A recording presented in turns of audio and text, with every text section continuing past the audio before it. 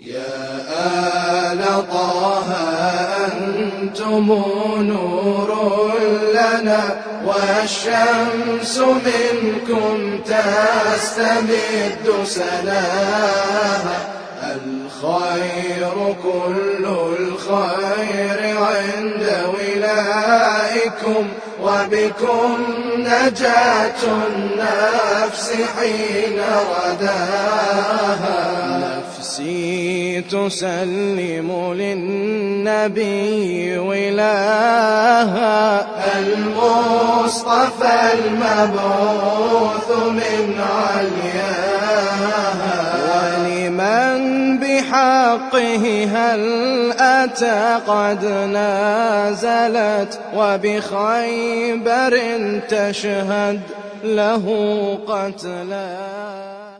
أعوذ بالله من الشيطان الرجيم. بسم الله الرحمن الرحيم.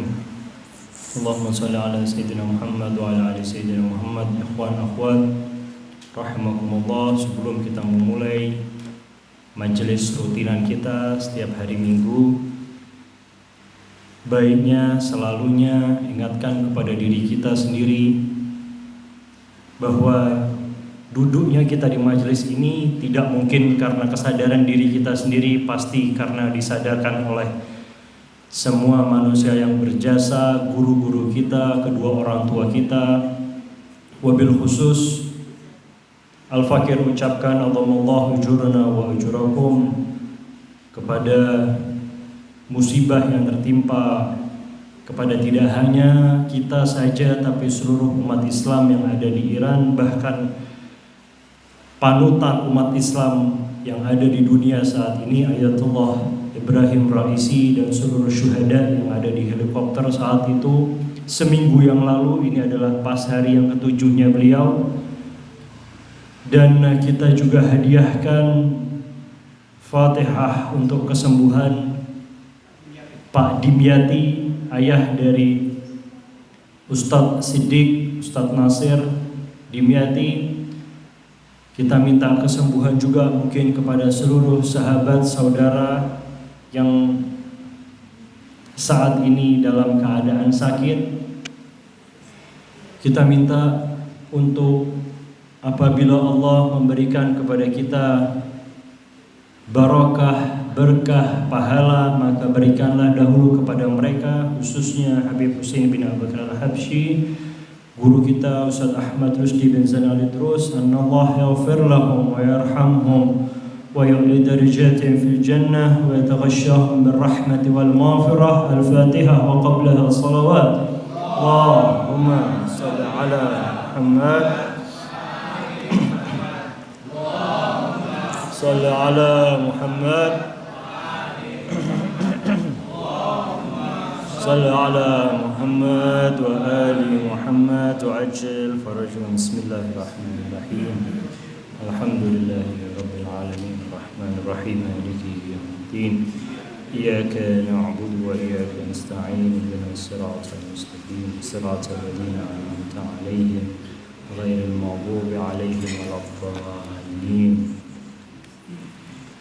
Bismillahirrahmanirrahim. Allahumma shalli ala Muhammad wa ali Muhammad. Rabbi shrah li sadri wa yassir li amri wa hlul 'uqdatam min lisani yafqahu qawli. Rabbi antiqni bil huda wa alhimni taqwa. Wa akhwat, assalamualaikum warahmatullahi wabarakatuh.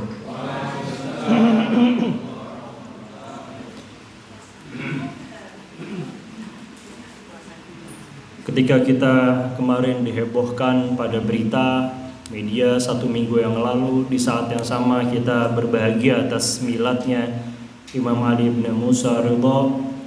Juga di hari yang sama kita dikejutkan dengan musibahnya yang kita dengar bersama, Ayatullah Presiden Ibrahim Raisi, Presiden Republik Islam Iran, yang tidak hanya presiden, namun beliaulah adalah satu orang yang digadang-gadang menjadi penerus dari rahbar Ayatullah Sayyid Ali Khamenei. Apabila Iran mendapatkan satu kejadian luar biasa, maka beliaulah menjadi penerus.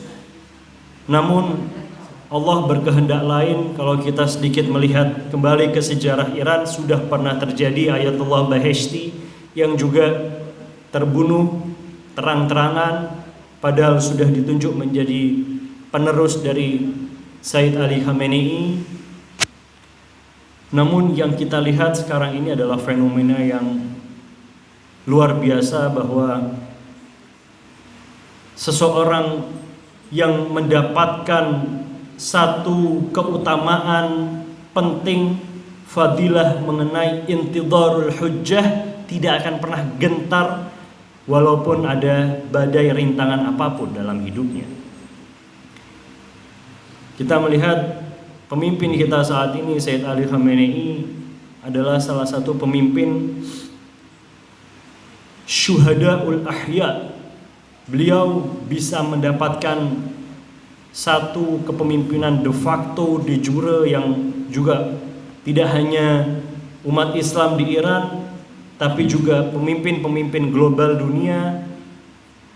Bahkan kita sendiri yang jauh, kurang lebih 6.000 km jauhnya dari Iran, itu bisa meyakini bagaimana kepemimpinan beliau setelah pendobrakan revolusi Islam Iran di tahun 1979. Sedikit Al-Fakir akan membahas nanti bagaimana kriteria menjadi orang-orang yang sedikit. Kalau kita dapat kemarin dari muhadharah sebelumnya, kajian-kajian tentang orang-orang yang sedikit, Allahumma ja'alna minal qalil. Apa itu qalil? Siapa saja orang-orang yang sedikit yang kemudian seringkali dibahas di dalam Al-Quran. Sering kita membaca ayat Bismillahirrahmanirrahim, kam min fi'atin qalilatin ghalabat fi'atan kabiratan bi'idznillah. Selalunya kita di dalam teks Al-Quran ini, kelompok-kelompok kecil itu sering memenangkan melawan kelompok-kelompok besar. Dan tidak hanya terjadi di dalam era ini saja. Ini adalah sejarah kita selalu berulang. Nabi Daud alaihissalam misalnya ketika melawan Jalut, Nabi Musa alaihissalam melawan Fir'aun. Dan tentu saja kita melihat narasi Karbala, narasi perang-perang Badar, perang Uhud, perang Khandaq, 100% peperangan yang dialami oleh umat Islam di zaman Nabi Muhammad dan a'immah yang maksum. Selalunya kita kalah jumlah, tapi janji Allah kepada orang-orang yang qalil ini itu tidak dibahas satu kali, dua kali di dalam Al-Quran. Sering kali kita bahas, kita mendapatkan ayat-ayat tentang qalil.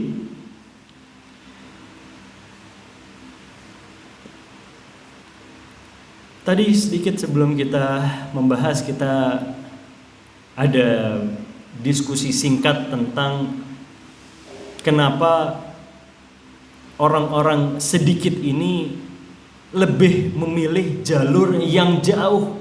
Kalau kita lihat ada dua jalur, mayoritas melakukan jalannya sendiri yang seperti apa, tapi ada minoritas orang-orang yang sedikit ini memilih jalan yang mungkin agak lebih jauh, lebih berduri, dilaknat, berdarah-darah, tapi mereka memilih jalan ini.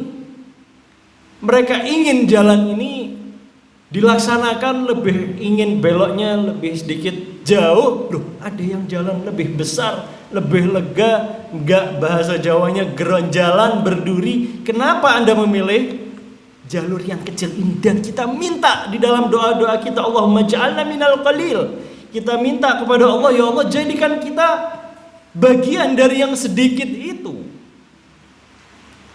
Padahal orang-orang ketika melihat mereka yang memilih jalan yang kecil ini agak sedikit, bahasa Jawanya gelo, menyesal.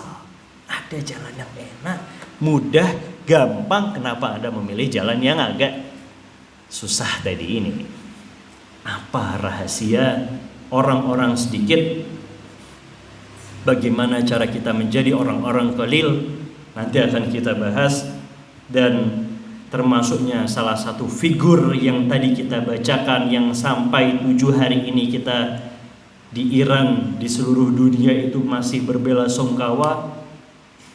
Kelompok kecil tadi ini ternyata memiliki dampak yang besar.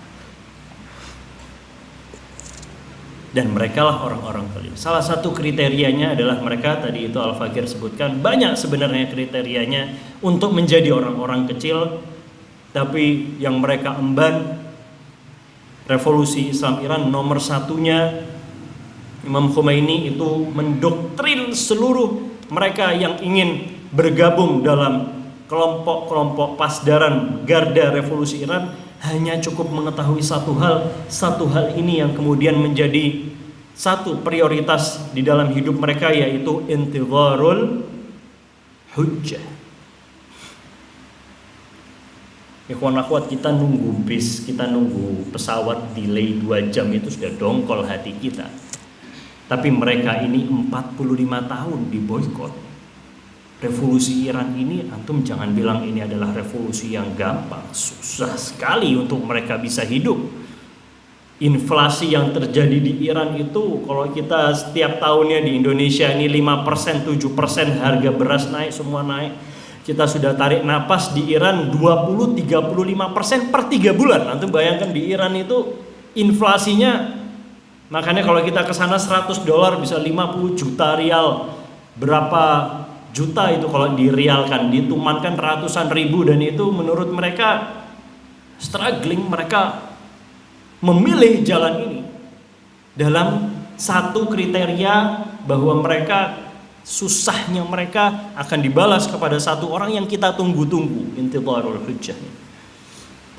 Jadi untuk mereka bahkan mendapatkan kematian itu adalah salah satu, kemartiran itu adalah salah satu metode untuk mempercepat intidhar tadi ini, sehingga mereka menanamkan diri mereka ini gimana caranya mereka bisa syahid lebih cepat, bisa hidup lebih sedikit. Nah, kalau kita meminta panjang umur, sudah pernah kita bahas umur dan usia. Kita minta yang lama, yang hidup panjang umur, berkesempatan bertemu dengan Imam Mahdi, mana yang lebih cepat? Anda mati lebih dulu ketemu Imam Mahdi, atau kita nunggu Imam Mahdi nanti hudurul hujjahnya, intidharul hujjah? Ini adalah pertanyaan paradoksial kalau kita tanya, apakah benar kita menunggu Imam Mahdi itu di dunia lebih cepat dibanding kita meninggal syahid? Tentu syahid lebih cepat, dan mereka ditanam ini dari kecil. Jadi Imam Khomeini, antum jangan kemudian lihat bahwa revolusi ini ada di dalam hauzah-hauzah, forum-forum seperti ini selama kurun waktu 2 tahun, 1 tahun, kayak kita lihat tahun 65 peristiwa PKI baru berapa tahun sudah gejolak. Tidak, mereka revolusi Iran ini sudah benar-benar terbendung lama. Ketika ditanya Imam Khomeini ketika mencetuskan revolusi di dalam bukunya, di dalam jurnalnya, dikutip di media-media Iran tahun 40, tahun 50-an, Imam Khomeini dikritik, apa revolusi ini? Kita ini sudah merdeka, sudah enak Iran sebelum zaman revolusi. Tidak ada ya satu sama sekali mereka di Iran itu, mereka krisis perut, kemiskinan, gak ada. Iran makmur betul. Saat itu dikritik tulisan-tulisannya, hauzah-hauzahnya yang dilakukan oleh Imam Khomeini, banyak sekali dikritik habis-habisan ketika ditanya, ente ini mau revolusi seperti apa? Siapa yang mengikuti Anda nanti ini ketika Anda mau bicara revolusi? Dijawab sama Imam Khomeini, tunggulah, yang nanti ikut revolusiku masih bermain di taman kanak-kanak dia. Generasi yang diciptakan oleh Imam Khomeini, doktrin, kemudian emansipasi intidharul hujjah, tidak hanya 1 dalam 2 kali majelis, tidak. Itulah kenapa pentingnya untuk kita bisa duduk, berpikir, memverifikasi. Berkali-kali kita diskusikan apakah benar ilmu furuknya kita, fikihnya kita, apalagi akidahnya kita sudah benar atau belum. Sejarah kita dalam memaknai sejarah itu sudah mengetahui clear atau belum. Nah, dan inilah salah satu privilege, keutamaan mereka, orang-orang yang khalil. Kalau kita minta kepada Allah, ya Allah jadikanlah kami bagian dari orang-orang khalil, ketahuilah mereka Salah satu kriterianya adalah mereka mengetahui sejarah dalam dan mereka bisa belajar dari sejarah manusia di masa lalu. Itulah kemudian di dalam pembahasan kita hari ini juga akan mengetahui lebih dalam tentang hari-hari, tentang sejarah, bagaimana Allah di dalam surat Ibrahim ayat 5, bismillahirrahmanirrahim, walaqad arsalna Musa biayatina an akhrij qaumaka minadh-dhulumati ilan nur wa dzakkirhum biayyamillah. Ingatkanlah dengan hari-harinya Allah. Inna fi dzalika laayatin likulli sabarin syakur. Dan sesungguhnya terdapat kejadian-kejadian, terdapat hal-hal yang terang benderang kepada mereka yang belajar tentang hari-harinya Allah. Kalau kita hanya membaca sejarah tentang bagaimana Nabi Allah Yusuf dilemparkan ke dalam sumur, contohnya, apa yang kemudian sejarah itu bisa kita dapatkan di dalam kehidupan kita saat ini? Janganlah kemudian kita membaca sejarah hanya untuk kita membaca, hanya untuk memperluas kita punya pengetahuan, knowledge kita semata. Untuk apa? Yang kita perlu pelajari adalah bagaimana kemudian sejarah ini bisa membentuk, mengevaluasi diri kita. Siapa yang melemparkan Nabi Allah Yusuf? Kenapa Nabi Yusuf itu harus kemudian dia masuk dalam sumur, dihina, dilaknat, direndahkan, dijadikan budak? Bahkan kalau kita nonton filmnya Nabi Yusuf, itu sudah lama sebenarnya Nabi Yusuf ini filmnya. Perlu kita renungkan kembali untuk kemudian Nabi Yusuf ini bisa menjadi wazir, bisa menjadi, bahkan disebutkan di dalam beberapa riwayat, menjadi raja di Mesir. Itu karena mendapatkan banyak pressure, tekanan-tekanan yang tidak hanya didapatkan dari eksternal, tapi internal keluarganya juga didapatkan, dijalankan oleh Nabi Allah Yusuf. Nah, itulah mengapa kemudian pembelajaran sejarah, apa yang kemudian terjadi, misalnya yang kita pelajari di Karbala, itu tidak akan pernah selesai. Kitab-kitab tentang Sayyidah Fatimah, kitab-kitab tentang A'immatul Ma'sumin, tentang nabi-nabi Allah, pelajaran hidup mereka, mungkin kalau kita hanya bahas di dalam kitab-kitab yang kita pelajari, di dalam majelis-majelis yang kita pelajari, mungkin sepersekian kecil, berapa 0,% untuk kita ketahui. Itulah kehidupannya Rasul, itulah kehidupannya Imam Ali, Ahlul Bait dan lain sebagainya. Hanya sebagian persentase kecil dari apa yang memang mereka hidupkan di dalam kehidupan mereka. Contoh misalnya, kalau kita mengetahui lebih dalam sejarahnya, Imam Muhammad Al-Baqir adalah petani. Anda bisa bayangkan pemimpin Islam besar, imam, cucunya Rasul, Maha Habib, bukan Habib-Habib kecil, tapi mahanya Habib, cucu yang keempat dari Rasul. Imam Muhammad Baqir ini baru berapa cuma dari Rasul, dan bahkan di dalam riwayat ikut peperangan Karbala, beliau bertani. Sampai banyak di dalam hadis-hadis, di dalam cerita sirahnya Imam Muhammad Baqir, kulitnya itu tidak putih, kulitnya itu legam karena sering kena matahari dan bercocok tanam di sawah, di kebun dan lain sebagainya. Ini adalah sebagian kecil yang kita pelajari, bahwa Imam Muhammad Baqir duduk di satu majelis seperti ini, cerita, tanya jawab, tidak. Kemudian kita dapatkan itu mereka juga bekerja, menjadi satu contoh maksum, menjadi satu contoh teladan. Tidak boleh hanya dalam satu sisi. Semua imam perfect lahir dan batin, karena mereka adalah utusan-utusan Allah. Sudah termaktub bahkan di Lauhun Mahfud, dalam asma-asma yang diajarkan oleh Allah kepada Nabi Adam, sudah ada asma-asma ini. Itulah baru kemudian kita bisa mendapatkan pemahaman lebih mengenai orang-orang qalil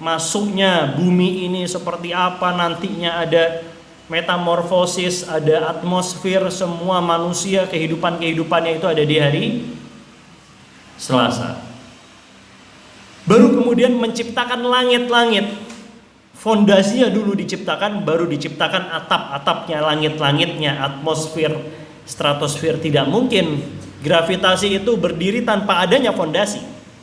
Fondasi diciptakan lebih dahulu, bumi dulu.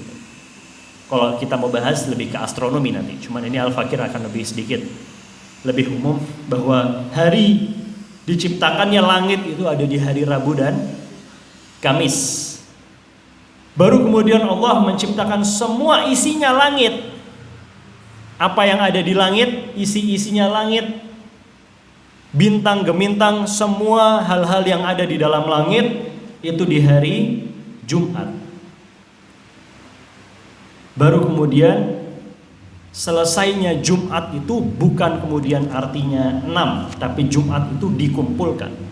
Ahad hari pertama, Itsnin hari kedua, Thulatha hari ketiga, hari keempat Khamis, hari keempat Arbi'ah, hari kelima Khamis, yang keenam Jumat.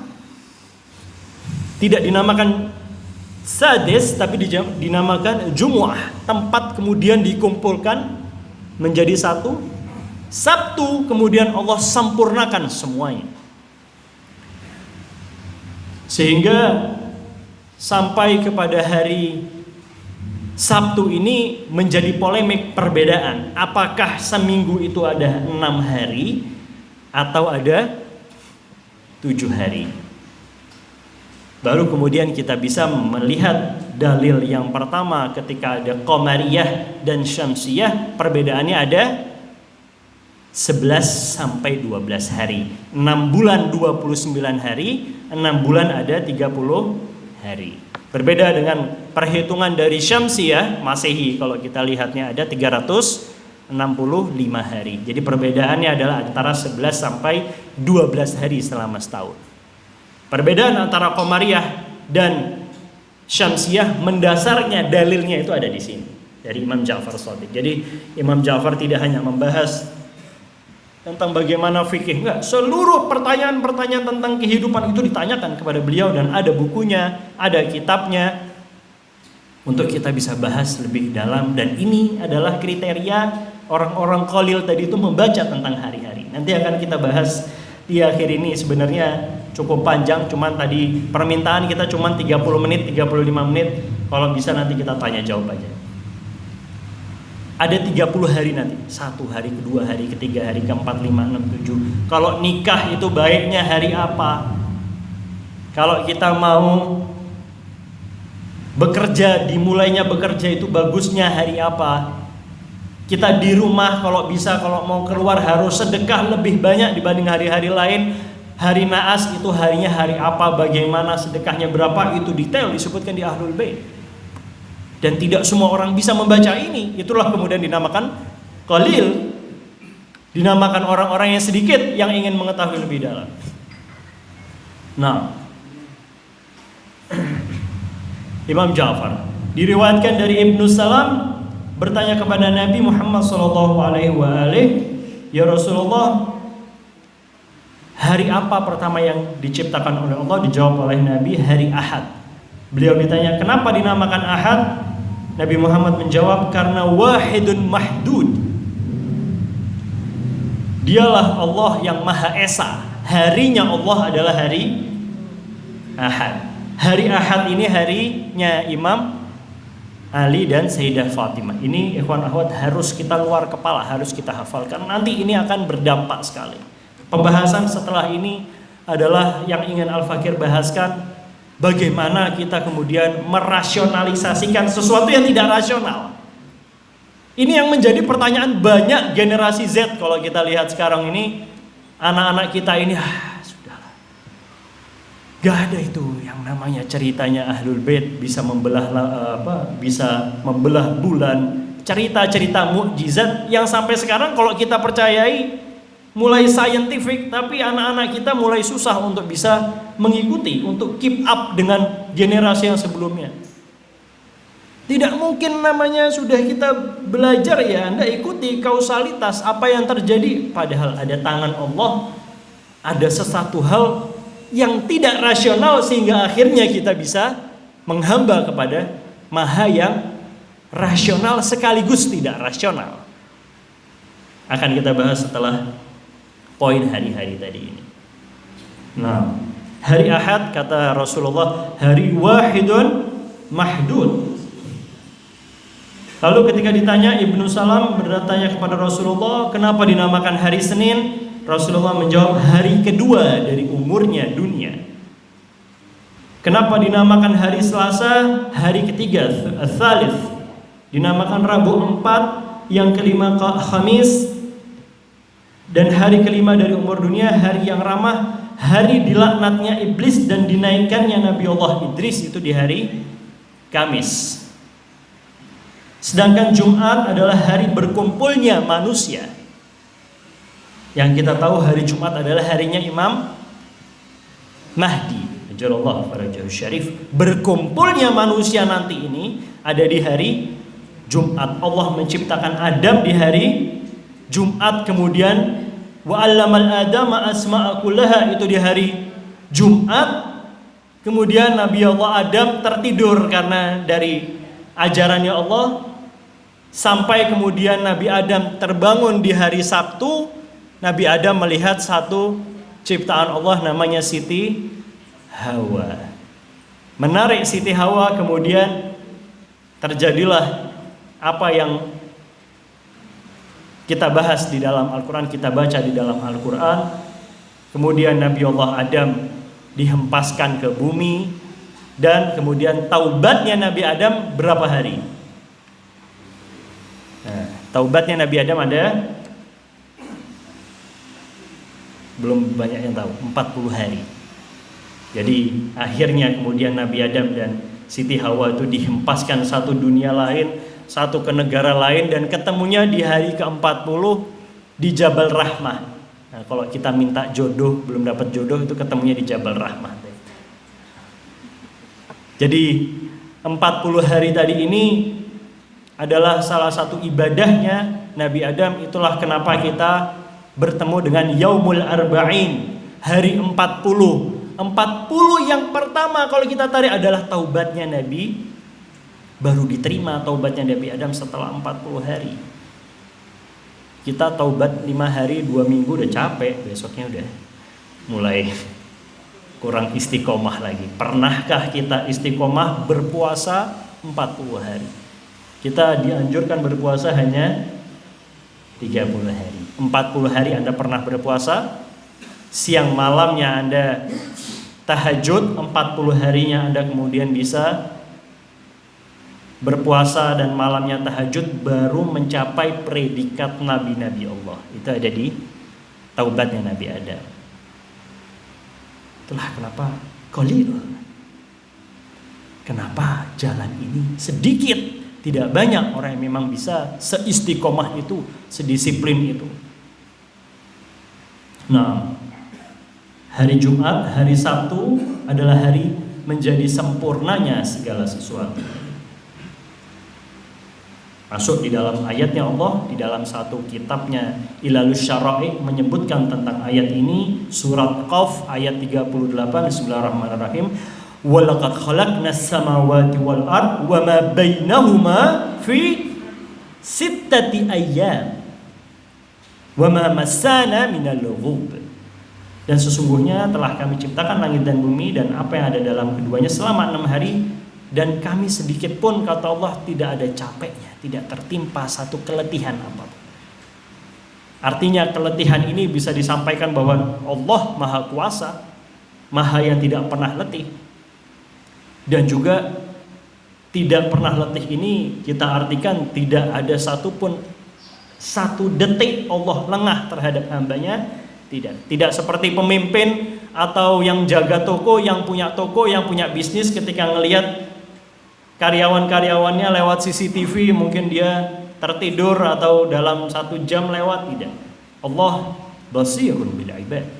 Setiap detiknya kita ini diawasi oleh Allah Subhanahu wa taala. Setiap diri kita ini tidak akan pernah luput dari CCTV-nya Allah. Kemarin dibahas CCTV-nya Allah oleh anak punya Abah. Nah, juga kemudian diriwayatkan dari Imam Ali Al-Hadi ketika ditanya tentang hadis Nabi, janganlah kalian memusuhi hari-hari, nanti kalian akan dibalas dan disiksa di hari kiamat. Jadi ada satu sahabatnya Imam Ali Al-Hadi di zaman Imam Ali Al-Hadi, kakeknya Imam Mahdi, ketika ditanya, ya Imam, pernah aku mendengar satu hadisnya Rasulullah, janganlah Anda kemudian memusuhi hari-harinya. Allah, saya tidak mau hari ini hari naas, ini perlu kita musuhi. Disebutkan oleh Rasulullah, ada hadisnya, janganlah Anda sekalipun memusuhi hari-harinya Allah, karena di dalamnya terdapat rahasia-rahasia.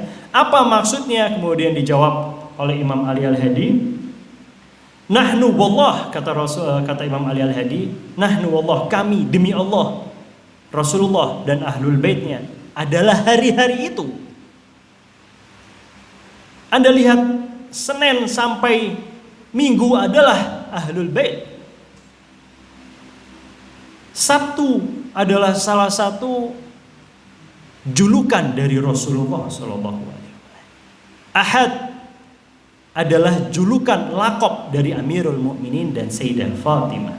Senin, Hasan dan Al-Husain. Disebutkan itu dengan pembahasannya, kenapa Itsnin itu Hasan wal Husain, Sayyidah Syababi Ahlil Jannah. Harus dua, Sayyidah Syababi Ahlil Jannah, ini Hasan dan Husain. Perantara fondasinya itu Sayyidah Syabab Ahlul Jannah itu harus dua, dan dialah hari Senin. Dan inilah asma-asma Allah yang kemudian diajarkan ke Nabi Adam tadi.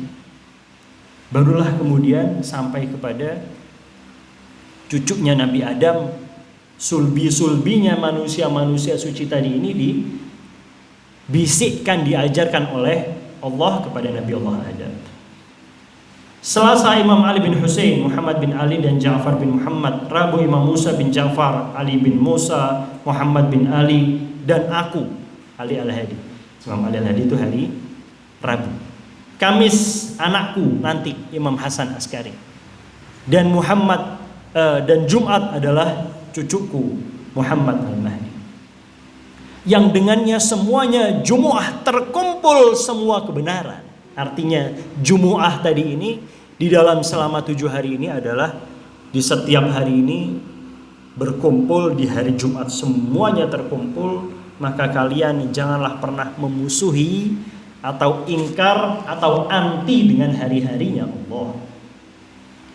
Karena apabila kalian memusuhi dunia dan kalian memusuhi hari-harinya yang ada di dalam dunia, yang kalian dapatkan sesaat ini adalah kalian nanti akan mendapatkan murka di sisi Allah. Artinya membenci ahlul bait. Membenci hari-hari Allah berarti membenci ahlul bait. Membenci ahlul bait, kalian akan disiksa di akhirat, biharul anwar. Sehingga apa yang kemudian kita lakukan di dalam hari-hari setiap minggunya itu berbeda. Untuk kita hari Ahad kita berbeda, hari Senin yang kita lakukan harus berbeda. Minimal berbedanya di mana? Berbedanya di ziarah, berbedanya di doa, di munajat, dan sholat-sholatnya itu berbeda. Baru 7 hari. Nanti selama 7 hari, sebulan itu ada 30 hari. Hari pertama harinya Imam Muhammad Al-Bagir dan siapa? Jadi kalau kita lihat tanggalan, hari pertama di bulan Dzulqa'dah, hari kedua, hari ketiga, hari keempat, kelima, itu ada di dalam, ada PDF di sini yang kalau nanti anak akan share ikhtiarnya. Kalau kita mau istikharah bagusnya hari apa, kalau kita mau menikah itu ada hari-harinya, semuanya adab-adabnya. Dan tipikal orang-orang yang sedikit tadi ini adalah orang-orang yang mengikuti dalil dan juga mana yang ahsan di setiap hari-hari. Kita mungkin di orang Jawa, di Primbon Jawa sudah tahu ini. Pahing, Kliwon itu sudah mengadopsi ini. Itulah kenapa tadi kalau kita sedikit bahas, sebenarnya yang terjadi selama 400-500 tahun yang lalu, habaib datang ke Indonesia ini, mereka takjub kenapa ada satu bangsa, satu-satunya bangsa yang steril dari ajaran Bani Abbasiyah. Antum bisa cek di dalam sejarah saat ini 1200 Masehi, 1300 Masehi yang terjadi di Iran, yang terjadi di Irak saat ini, dulu masih Jaziratul Arabiyah. Mereka mengikuti semua ajaran-ajaran Bani Abbasiyah.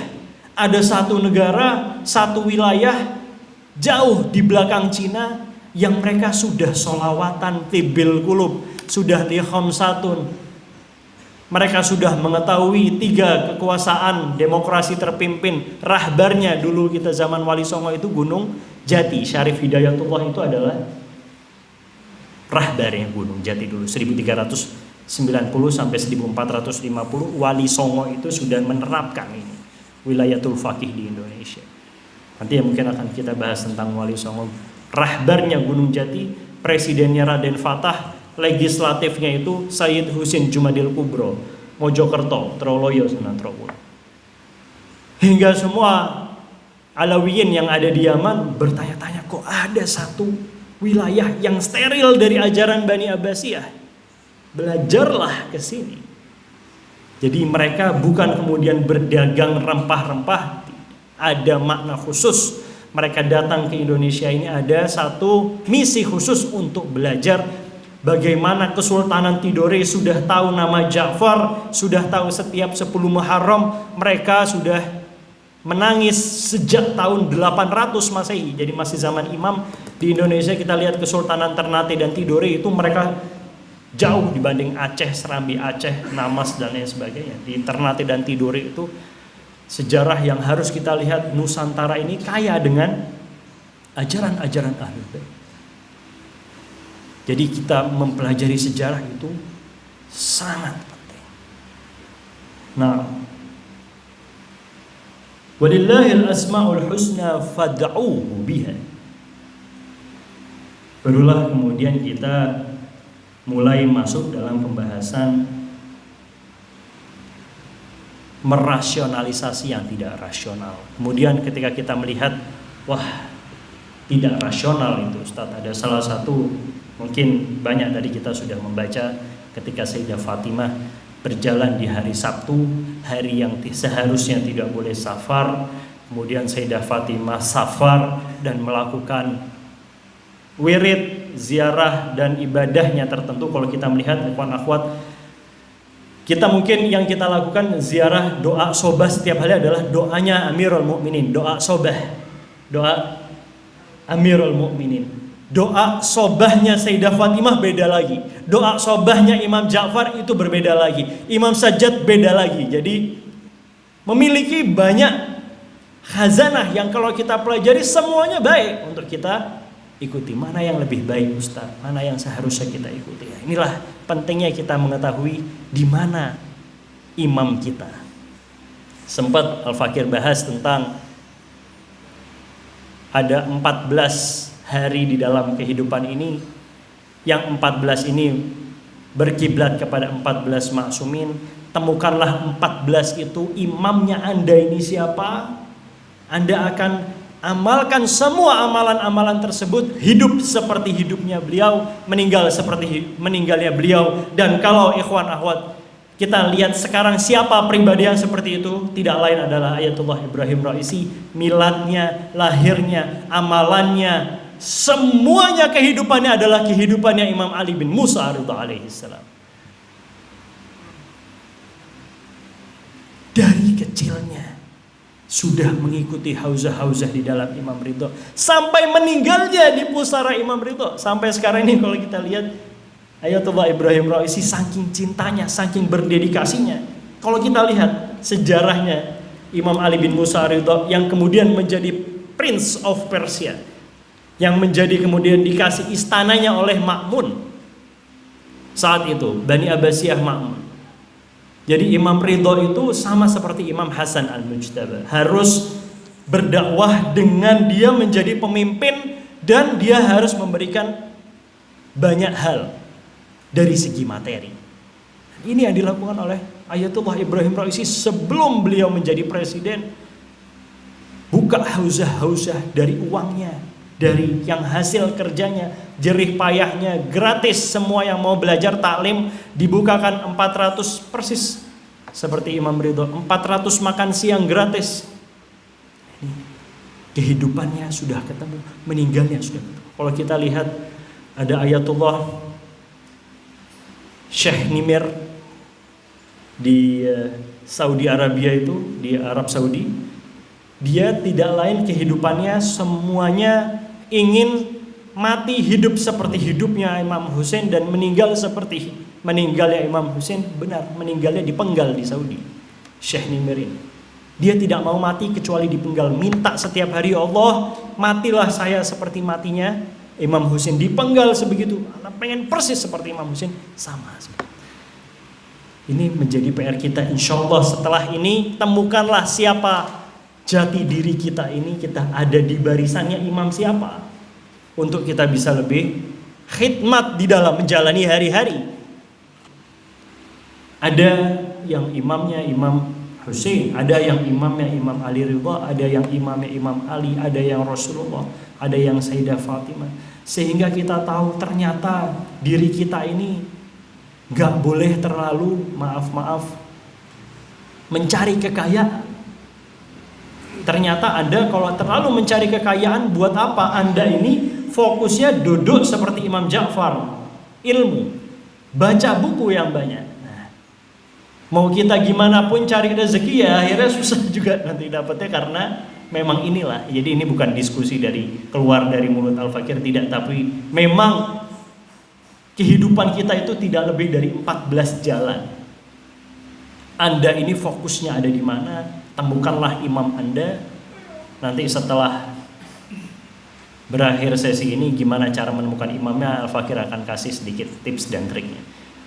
Sehingga ketika Sayyidah Fatimah tadi di dalam satu hari Sabtu Safar, dan ada ibadah-ibadahnya, ada doa-doanya, harusnya hari itu naas. Dan benar ketika hari itu dalam satu sejarahnya, ceritanya Sayyidah Fatimah di hari Sabtu Safar, ada runtuhan-runtuhan bola besar, batu besar yang jatuh dari atas gunung ingin menimpa Sayyidah Fatimah. Batu itu sampai naik lagi karena amalan ini. Nah ini kalau kita ceritakan kepada anak-anak kita, apa? Gak rasional itu. Ini yang harus kita pahami lebih dalam, merasionalisasi apa yang tidak rasional. Itulah kenapa kita menghamba kepada Maha yang rasional sekaligus tidak rasional. Kalau kita hanya mengikuti logika bahwa Tuhan itu mengikuti ajaran-ajaran logis, maka ketika ada yang tidak logis kita langsung ngomongkan ini bukan Tuhan. Tapi Tuhan juga kemaha tidak logisan itu, tidak mencapainya kita kepada Tuhan yang membuat dirinya menjadi Tuhan. Merasionalisasi yang tidak rasional tadi ini adalah diskusi umum panjang kalau kita membahasnya. Bagaimana kausalitas itu terjadi, ada takdir, ada takdir, qada dan qadar.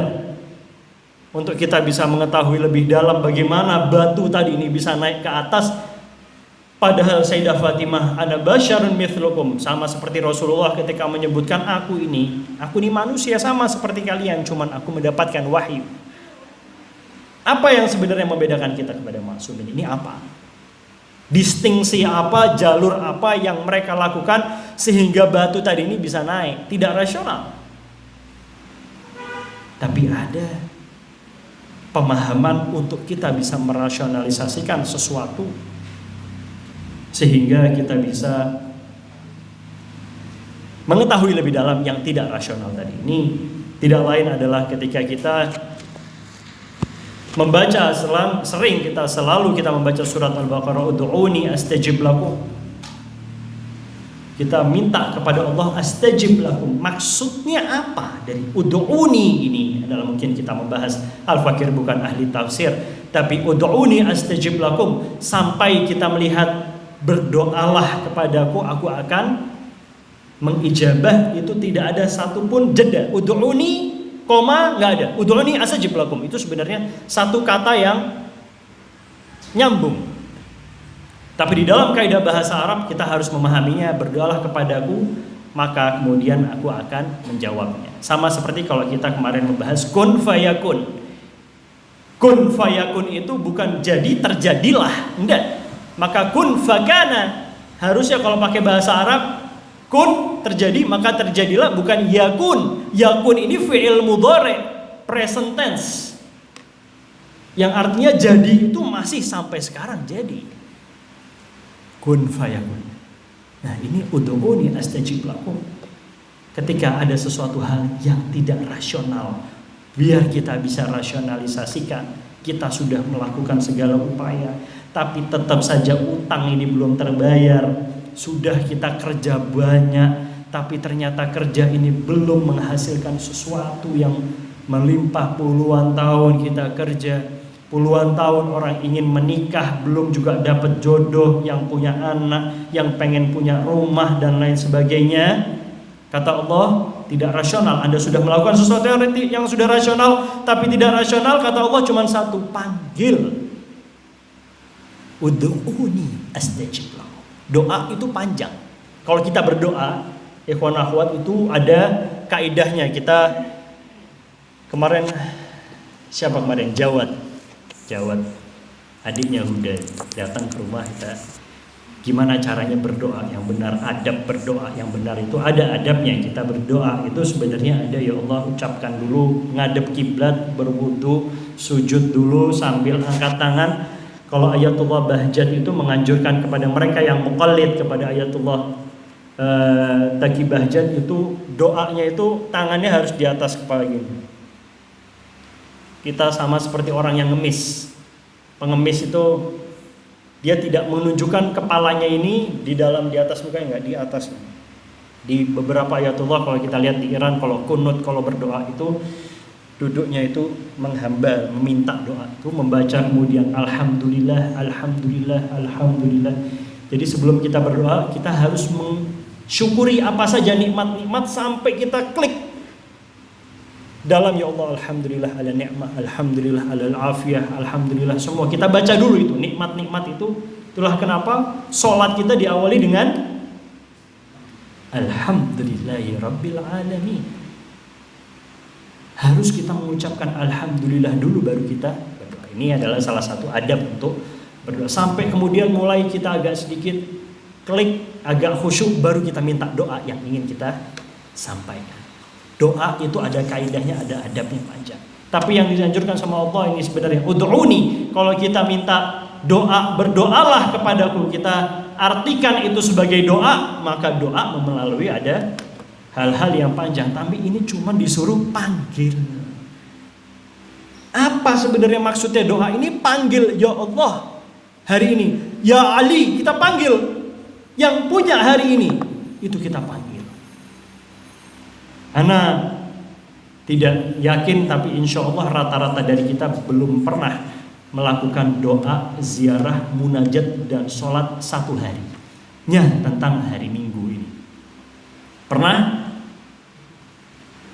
Kepengen? Untuk kepengen nanti akan Al-Fakir bahas, gak panjang sebenarnya untuk kita bisa mengikuti hari ini. Kenapa hari Senin kita mintanya rezeki? Hari Selasa kita mintanya jauh dari balat. Jadi kalau kita hari Senin, kalau kita membaca sedikit di doanya hari Senin, ya Allah, ij'al min hadzal itsnain. Kita minta hari ini 2. Ij'al fi hadzal yawm 3. Quwwati fi ibadatik wa nashati fi ibadatik wa raghbati fi thawabik. Itu ada kita baca setiap harinya. Kita minta hari Kamis, ya Allah, dalam hari Kamis ini kita minta 5 yang kita minta. Hari Rabu, ya Allah, ij'al fi arbi'i arba'an. Kita minta hari ini Rabu, ya Allah, 4. Kita minta ini, kita minta ini, minta ini, minta ini. Setiap harinya itu berbeda. Nanti pembahasannya itu jadi panjang, nanti jadi berbeda. Tapi belum pernah kita melakukan sesuatu, kita panggil betul yang punya hari, dan kita butuh itu untuk bisa menjawab semua yang rasional, merasionalisasi semua yang tidak rasional tadi itu ada di dalam panggil. Contoh sedikit, kalau kita hadir di dalam Kita lihat Cak Nun itu di dalam salah satu ma'iyahnya, ada salah satu yang ateis di situ. Ketika ditanya, pernah dia cerita ngomong tentang pernah dia dipanggil ke dalam satu kota dan harus naik pesawat. Ini orang takut banget naik pesawat, benar-benar takut naik pesawat, takut karena zaman itu banyak sering belum stabil. Tahun 80-90an itu pesawat masih belum ada, teorinya Pak Habibie itu belum dimasukkan di dalam semua pesawat. Jadi kalau naik pesawat dia panggil Cak Nun ini, orang ateis. Sehingga kalau turbulence, dan benar terjadi turbulence di pesawat, aku nggak berdoa kepadamu, aku berdoa sama Tuhannya Cak Nun ini. Seateis-ateisnya orang, ketika dia mendapatkan satu hal yang di atas kemampuannya, maka dia secara otomatis, fitrahnya manusia akan meminta pertolongan kepada sesuatu yang lebih tinggi dibanding dirinya, atau yang lebih kuat dibanding dirinya. Termasuk ateis tadi ini. Aku nggak berdoa kepadamu, aku berdoa pada Tuhannya Cak Nun ini loh. Tolong ini. Kalau pesawat ini gue.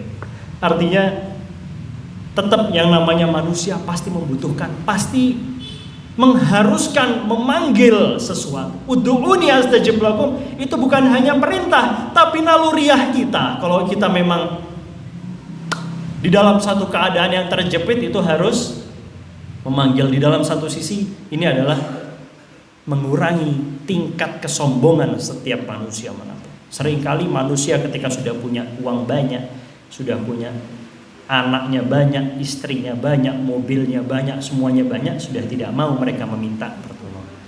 Jadi sudah ngerasa dirinya ini kuat, lebih kuat dibanding yang lain, sudah secara materi powerful. Begitu juga perempuan. Kadang perempuan kalau sudah janda, sudah tidak menikah lagi, uangnya sudah banyak, tidak butuh apa yang lain, ngerasa dirinya kuat, kekuatan tadi ini akan mulai menghancurkan. Jadi sampai kapanpun manusia tidak akan pernah melewati batasan-batasan yang tidak rasional tadi. Nah, ud'uuni astajib lakum. Barulah kemudian kita menyimpulkan, kata Imam Ja'far Shadiq, ketika Imam Ja'far Shadiq ditanya, apa sebenarnya manusia ini? Bagaimana manusia ini terbentuk? Untuk apa manusia ini hidup? Kata Imam Ja'far Shadiq mengumpulkan semua pembahasannya, jawaban yang begitu luar biasa, jawaban singkat. Wa ja'altu ilman nas fi arba'ah. Kata Imam Ja'far Shadiq di dalam hadis qudsinya, Allah menciptakan manusia ini dalam 4 hal, dan 4 hal ini Anda harus tahu betul. Yang pertama, kata Imam Ja'far Shadiq, adalah anta'rifa rabbak. Jadi fokus kita menjadi manusia ini cukup menjadi 4 hal. Bagaimana Anda mengenal Tuhan? Anta'rifa ma sana'a bik. Terus yang kedua, Anda sudah harus mengetahui, Anda menjadi manusia, Anda harus mengetahui Tuhannya Anda. Yang kedua, Anda harus mengetahui ma sana'a bik, apa yang diberikan Tuhan kepadamu. Yang ketiga, anta'rifa ma arada minka, apa yang Tuhanmu inginkan kepada Anda. Bagaimana Anda mengenal Tuhan Anda? Anta'rifa rabbak, bagaimana Anda mengenal apa yang diberikan, apa saja yang sudah Tuhan berikan kepada Anda. Yang ketiga, apa saja yang Tuhan mau, ma arada minka, dari dirimu. Dan yang keempat, anta'rifa ma yahrujuka min dini, Anda harus mengetahui apa yang membuat diri Anda ini murtad. Itu kata Imam Ja'far Shadiq. Anda mengetahui ilman nas dalam 4 hal ini. Kalau ada suatu ilmu di luar dari 4 ilmu ini, maka ilmu itu tidak penting. Loh, orang itu, malah kita biasanya seringnya gibah, padahal gibah tadi akhirnya kita poles dengan ilmu. Loh, ini ilmu biar kita ini bisa mendapatkan mengevaluasi diri kita. Tidak penting. Semua yang dihadapkan, gosip-gosip, segala macam ilmu-ilmu yang tidak dalam 4 hal ini. Anta'rifa rabbak, Anda mempelajari contohnya fisika. Ketika fisika tadi itu tidak berguna untuk mengetahui adanya Tuhan, tidak penting fisikanya. Anta arifa ma sana'a bik. Kenapa kemudian kita mementingkan harus mengetahui apa yang Tuhan berikan kepada diri kita, apa yang Tuhan inginkan kepada diri kita, dan kemudian ma yakhrujuka min dini. Ini ilman nas, kata Imam Ja'far Shadiq, ilmunya manusia yang Anda harus tahu, yang Anda harus ikuti, yang Anda harus pelajari, jangan lebih dari 4. Pun kalau 4 ini kita kemudian kembalikan kepada Allah, maka itu menjadi manusia yang baik. Wa ja'alna minal qalil, kita akan bergabung kepada orang-orang yang fi'atan qalilah, kelompok-kelompok kecil yang kemudian disebutkan di dalam Al-Quran, yang mengalahkan fi'atan kabirah biiznillah, yang juga kemudian disebutkan di dalam ayat Al-Quran, wa qalilun min ibadiyasy syakur, sedikit dari manusia-manusia hamba-hambaku ini yang bersyukur. Jadi untuk mendapatkan surga, kita tadi sedikit bahas, kita ini sama kok sebenarnya jalan mayoritas yang nggak ada ground jalan, yang nggak berduri tadi ini sama-sama. Kalau kita ikuti sebenarnya mereka ujung-ujungnya masuk surga juga. Tapi kita tidak hanya ingin masuk surga, kita tidak hanya ingin selamat. Kalau Anda mau cari selamat, banyak jalur-jalur selamat yang lain. Anda tidak harus menjadi Islam untuk selamat. Anda tidak harus menjadi manusia yang kemudian bisa mendapatkan surga untuk bisa untuk bisa menjauhi dari neraka. Anda cukup menjadi manusia yang baik, toleransi yang cukup, ada surganya sendiri. Itulah kenapa pintu surga lebih banyak dibanding pintu neraka. Tapi yang kita incar bukan hanya selamat, yang kita incar adalah berkah dan ridho. Itulah jalanannya agak lebih berduri. Kalau kita baca di dalam doanya setelah sholat maghrib, kita tidak hanya minta Allahumma inni as'aluka mujibati rahmatik, kita mendapatkan rahmat, wal ghanimatan min kulli birr, kita mendapatkan kekayaan, kita mendapatkan kebahagiaan, wal ghanimatan min kulli birr, wan najatan minan nar, kita minta najah dari api neraka. Sudah cukup? Belum. Wan najata minan nar wa min kulli baliyah, dan dari semua bala-bala yang ada di bumi dan ada di akhirat. Cukup? Belum. Wa min kulli baliyah wal fauza bil jannah, dan kita nanti menang di surga. Cukup? Belum. Ini yang diminta oleh orang-orang kafir. Ini yang diminta oleh orang-orang yang susah jalan hidupnya, harus disiplin, harus istiqomah. Tidak cukup kita minta surga. Wal fauza bil jannah, yang terakhir kita minta wajiwari nabika Muhammadin sallallahu alaihi wa sallam. Kita minta ya Allah di surga nanti, nggak mau masuk surga toh, tapi fi jiwari nabika Muhammad sallallahu alaihi. Tetanggaan kita, sebelahnya Rasul surganya kita. Itulah yang menjadi pembahasan kita hari ini. Insyaallah, percayalah bahwa ditulis di dalam salah satu hadisnya Imam Ali dalam doa adilah, selalu kita membaca sebenarnya doa ini satu kalimat yang pendek.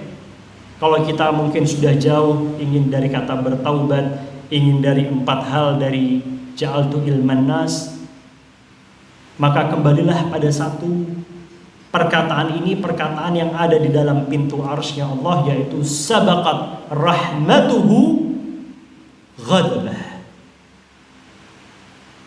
Inna rahmati sabaqat ghadabi, bahwa rahmatku itu lebih cepat datangnya daripada ghadabnya.